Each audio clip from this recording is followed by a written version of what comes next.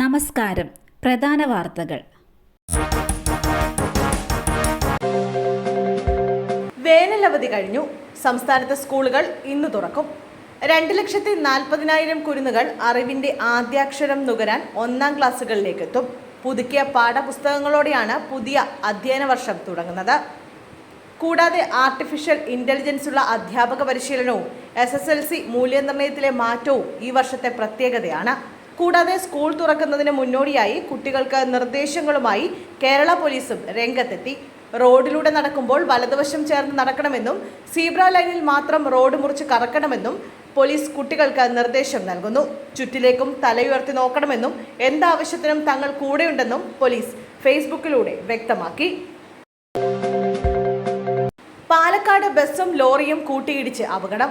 പാലക്കാട് തൃശൂർ ദേശീയപാതയിൽ ചിതലിയിലാണ് ഇന്ന് പുലർച്ചെ 4 മണിയോടെ അപകടമുണ്ടായത്.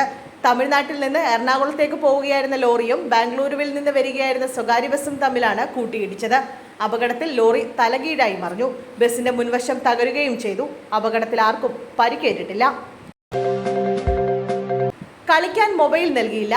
മനംനൊന്ത് 13 വയസ്സുകാരൻ തൂങ്ങി മരിച്ചു.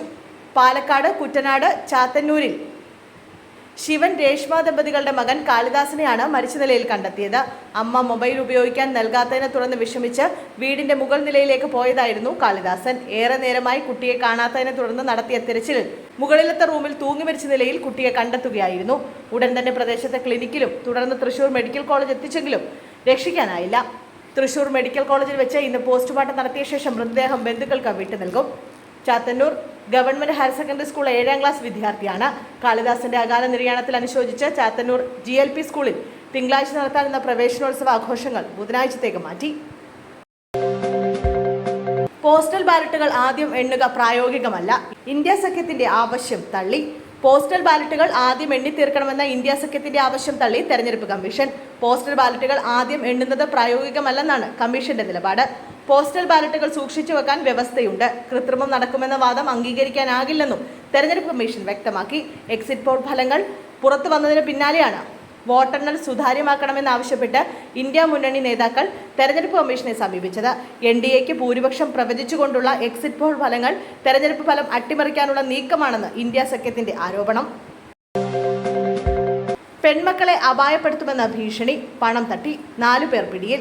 ആലപ്പുഴ സ്വദേശിയായ ഓട്ടോ ഡ്രൈവറെ ഭീഷണിപ്പെടുത്തിയാണ് പ്രതികൾ 8 ലക്ഷം രൂപ തട്ടിയെടുത്തത്.